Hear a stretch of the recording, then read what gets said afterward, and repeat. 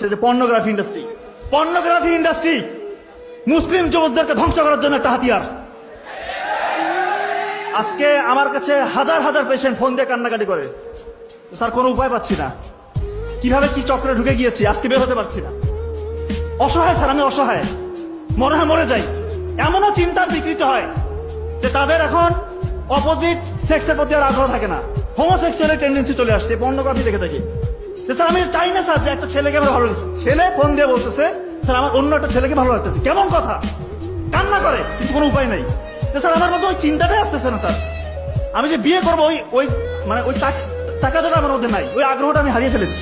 Sir আমি এরকম ছিলাম না, এই জন্য দয়া করে কেউ যদি এর আশেপাশে থাকেন দূরে থাকেন ভাই, ধ্বংস হয়ে যাবে। এমন গোপন গুনাহ এটা, এমন ভয়ঙ্কর ভয়ঙ্কর রোগ আপনার হবে যেটা বংশে আপনার হয় নাই কারো, এবং এমন রোগ আল্লাহ মাফ করে হতে পারে যেটা কাউকে শেয়ার